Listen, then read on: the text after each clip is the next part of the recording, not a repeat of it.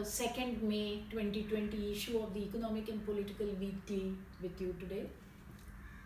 I'm Leena Matthias, Executive Editor.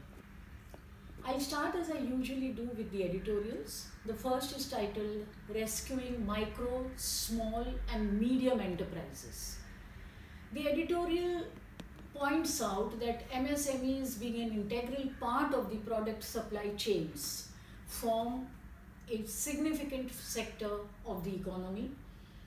It goes on to suggest that monetary and fiscal measures are needed to help these enterprises withstand the exogenous shock due to the lockdown. The second editorial is titled Undemocratic Evasion of Environmental Responsibility. The draft Environment Impact Assessment Notification 2020 has been put up for seeking public comments. The editorial points out that this notification is an affront, the draft notification is an affront to the environment and to democratic processes. It then goes on to enumerate the various lacunas in this notification and adds that this is not the time to seek public comments on this notification because it has to be widely discussed and deliberated. From the editor's desk, Professor Gopal Guru's column this time is titled COVID-19 and a Just State, and it looks at the maximum state and the minimal state. He asks, what are the conditions that led to the maximization of the state in this crisis? And then goes on to conclude that the justness of the state centrally depends on the condition that it remains just and decent at all times and across all spheres of the public. And he says that the COVID-19 crisis has provided the state an opportunity to continuously remain just about the concerns of public health in particular and the social health of society in general. Our commentaries this time are almost all connected to, based on the impact of the current pandemic crisis. The first is titled When People and Governments Come Together, Analyzing Kerala's Response to the COVID-19 Pandemic. The second is titled World Economy and Nation States Post-COVID-19. And the third is titled COVID-19's Disruption of India's Transformed Food Supply Chains.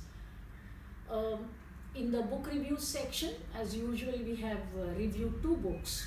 The first, The Psychological Impact of the Partition of India. The second, Shadows of Doubt, Stereotypes, Crime and the Pursuit of Justice. In the special articles section this time, I would like to mention the special article Piloting Gender in the Indian Railways. This looks at women loco pilots, labor and technology. It says that women loco pilots in the Indian Railways, although few in number, face unique challenges as they negotiate with masculine forms of labor and technology in a male-dominated work sphere. The second special article is titled Small Businesses, Big Reform. This is a survey of the MSMEs facing GST, a very topical and important topic. This paper draws evidences from field surveys to bring out the impact of the goods and services tax on the micro, small and medium enterprises. In the perspective pages this time, we carry an article called Epidemics and Capitalism, where the author points out that a lot of leftist and progressive thinkers have made linkages between contemporary capitalism and epidemics. While he goes on to say that these are important, His argument is that these linkages are rather one-sided. The postscript section this time has again some interesting pieces. The first is called Rescripting Inner Narratives. It asks, can we read our own minds effortlessly? When you are engaged in a conversation, it asks the reader, or are alone by yourself, do you clearly hear what is being expressed? The second postscript article is titled Lending a Voice to Bahubali. It's on animal rights and a champion goat. That's what it blurb says, and it looks at the film Chopsticks. The title of the film is Chopsticks, which initiates a conversation on where our food comes from, drawing attention to the commercial breeding and commodification of animals for human consumption. The third is titled The Pan on My Plate, From Bread to Identity.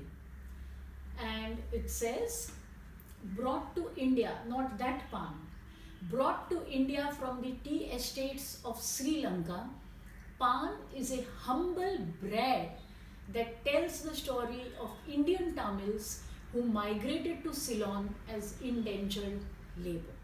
As you can see, friends, this is an issue that will be worth reading. Thank you.